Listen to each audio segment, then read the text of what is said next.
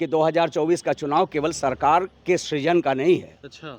भारत के संविधान को बचाने का। कैसे लगता है कि इस बार जो है कि भारतीय जनता पार्टी जीत जाएगी चुनाव, तो संविधान खतरे में आ जाएगा? भारतीय जनता पार्टी के विगत दिनों निर्वाचित सांसद का बयान है कि 400 से पार हमको क्यों चाहिए सांसद, क्योंकि हमको भारत का संविधान बदलना है। नमस्कार, मैं अमित कुमार। आप देखना शुरू कर चुके हैं टीवी समाचार और टीवी समाचार की टीम इस वक्त उत्तर प्रदेश के जनपद देवरिया में मौजूद है। लोकसभा चुनाव जितना तेजी से भैया गर्मी बढ़ रहा है ना, उतना ही तेजी से लोकसभा चुनाव का भी गर्मी बढ़ता जा रहा है। लेकिन सवाल ये है कि विपक्ष लोग कह रहे हैं, यानी समाजवादी पार्टी हो चाहे इंडिया अलायंस हो, वो कह रहे हैं कि इस बार अगर भारतीय जनता पार्टी की सरकार भैया बन गई तो लोकतंत्र खतरे में आ जाएगा। हमारे साथ इसी मुद्दे पर बातचीत करने के लिए समाजवादी पार्टी के राष्ट्रीय सचिव, पूर्व विधायक रह चुके हैं सुभाष चंद्र श्रीवास्तव जी हैं। सबसे पहले तो बहुत बहुत स्वागत है सर आपका। धन्यवाद, बहुत धन्यवाद आपकी टीम को, आपको जी। जी। इस बार किन मुद्दों को लेकर आप लोग मैदान में उतरे हैं? क्योंकि भारतीय जनता पार्टी के नेता और सबसे बड़े लीडर कह चुके हैं कि इस बार भी हम लोग 400 पार जा रहे हैं, तो आप लोगों का क्या वादा है? हम लोगों का संकल्प है जी। कि 400 पार के अंतर से उन्हें पराजित करना है, अच्छा। सत्ता से बेदखल करना है। अच्छा।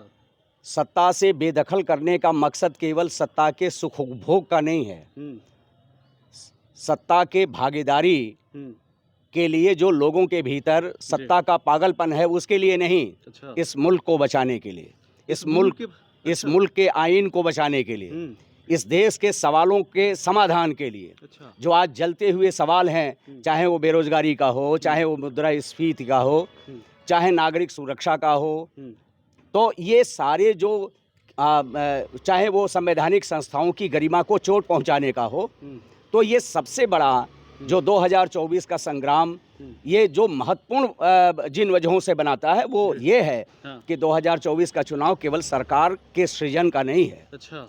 भारत के संविधान को बचाने का है। सर आपको कैसे लगता है कि इस बार जो है कि भारतीय जनता पार्टी जीत जाएगी चुनाव, तो संविधान खतरे में आ जाएगा? कैसे लगता है? ये कोई छिपी हुई बात नहीं है। भारतीय जनता पार्टी अपने तमाम लोगों से, आप उलट के देखिए, आप मीडिया से जुड़े हुए आप विद्वान लोग हैं, भारतीय जनता पार्टी के विगत दिनों निर्वाचित सांसद का बयान है कि 400 से पार हमको क्यों चाहिए सांसद, क्योंकि हमको भारत का संविधान बदलना है। अच्छा।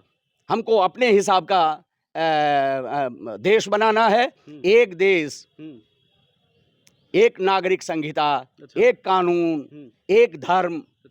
तो ये बाधक है भारत का संविधान उनके सोच के राह में। तो ये बात छिपी हुई नहीं है, ये बात मैं अपनी तरफ से नहीं कह रहा हूँ। अच्छा।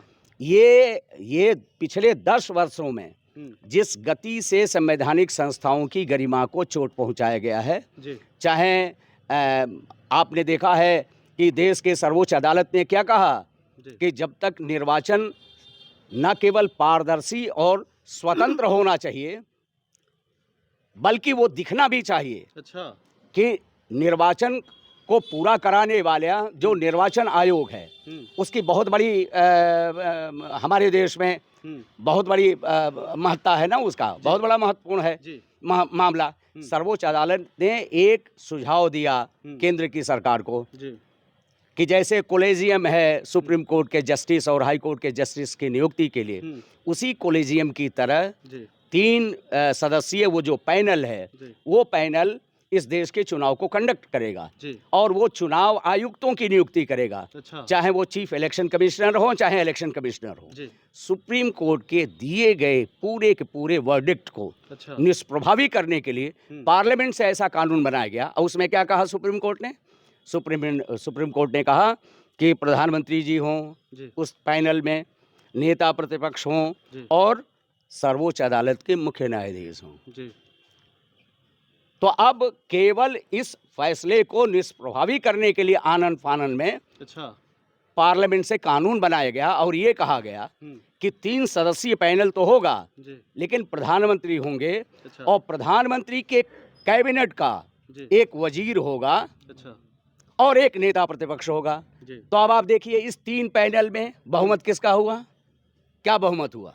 जी अब जिस जिस पैनल में प्राइम मिनिस्टर बैठे हैं, अच्छा उस पैनल में उनकी कैबिनेट का उनके अनुशंसा पर बनाया गया मंत्री जी वो असहमत कैसे होगा? असहमत कैसे होगा किसी फैसले पर? अच्छा तो मेरा आपसे स्पष्ट ये कहना है कि लोकतंत्र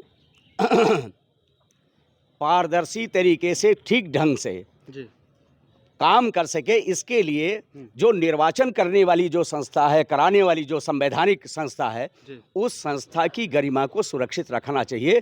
वो कहीं किसी सत्ता का चरण पादुका न बने, अच्छा वो दास न बने।